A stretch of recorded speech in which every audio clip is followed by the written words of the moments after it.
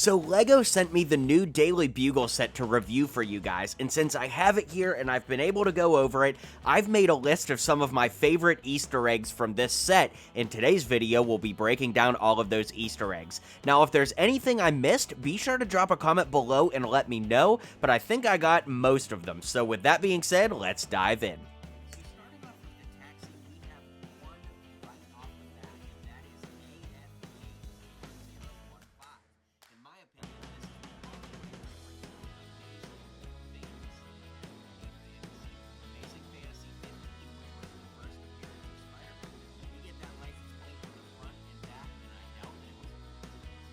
Working our way from the ground up, inside the newsstand, we get a really awesome Easter egg for Kingpin. This is the first time we've seen Wilson Fisk as an official LEGO figure in a LEGO set, so maybe we'll get him someday, but it's definitely a cool reference. He's of course an iconic Daredevil villain and Spider-Man villain, so it was really awesome to see him included here.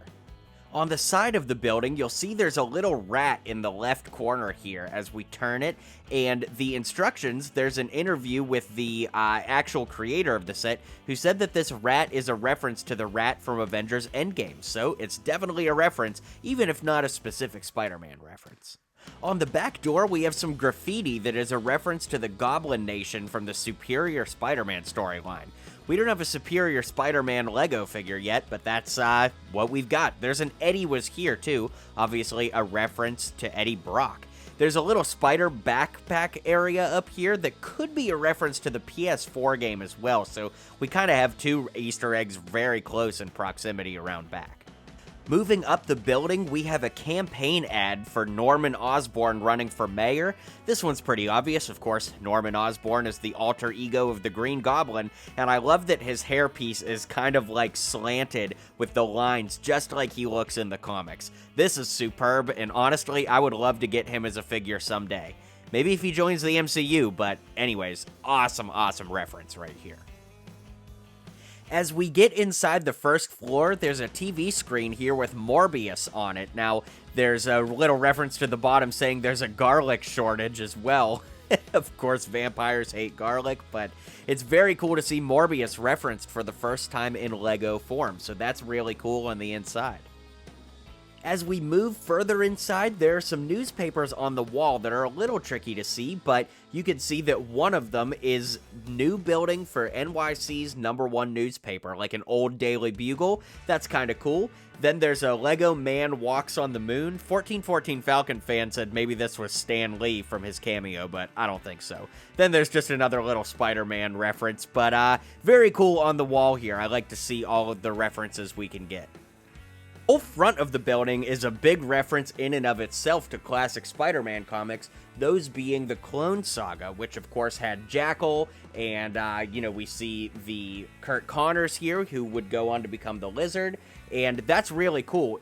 Kurt Connors' face here is actually Scott Lang's face with some stubble, and then Professor Warren, right next to him, actually has the face from Commissioner Gordon, but like with a gray mustache. Kind of interesting that they like reuse so many designs over and over, but regardless, it's a really cool reference. We get the Scarlet Spider suit here, which of course was Spider-Man's clone, and off to the side, this isn't necessarily an Easter egg, but there is this cool little scene with the villains saying they're not going to be bad guys anymore. Pretty interesting. Up on the bullpen floor, we actually have another Daredevil reference. Aside from the figure that comes in this set, there's a newspaper that mentions Nelson and Murdoch, which is really cool. You can see it hiding back here. The Law Times, they win a big lawsuit. So that's our first look at a Matt Murdock and Foggy Nelson figure. Then on the wall, we have a bunch of references to the old Raimi movies, which is just amazing to me. The Times Scare one up first is a reference to when Green Goblin actually attacks in the very first Spider-Man movie. There's an exact replica, of course, from the film, which is just so cool to see them side by side like this. I absolutely love that.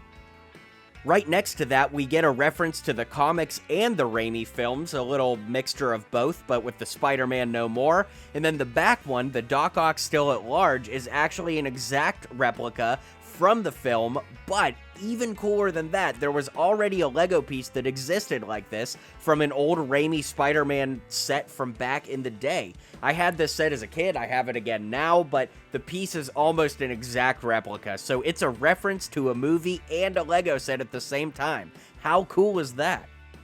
Center beam, we have a Who is Spider-Man newspaper, another replica from the Raimi films, and you see this multiple times in the Sam Raimi movies.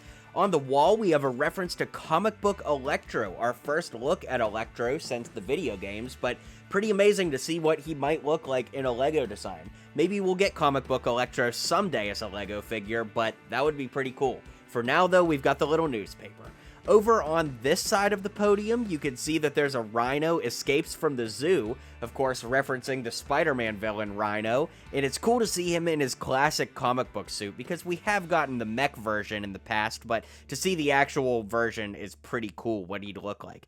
Then there's a Spider-Man Unmasked paper here, nothing groundbreaking, but it is another cool little newspaper. Now, up on this floor, we actually get our first ever Lego meme, and that is the Spider-Man sitting at his desk meme from the 60s cartoon. I absolutely love this. It's one of my favorite parts of the entire set, and I just love that we got a meme reference in a Lego set. That just blows my mind. To the side, there's some junk piled up here, but there's a pizza box, which is a reference to Pizza Time from Spider-Man 2. I love that.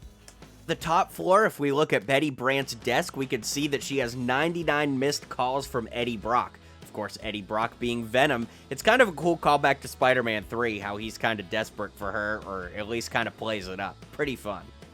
We look at the desk for Jameson. He's got a "You're Fired" email sent to Peter Parker with a little reward for Spider-Man photos on the other side, which makes sense since he just fired Peter Parker. In the back of Jameson's office, you can see a little moon rock on his stand here, which is a reference to his son being an astronaut. Up on the rooftop, we have a little Miles Morales graffiti up here, so nice little shout out there. And our final reference is a pretty big one. It's the Spidermobile that's hanging off the side of the building.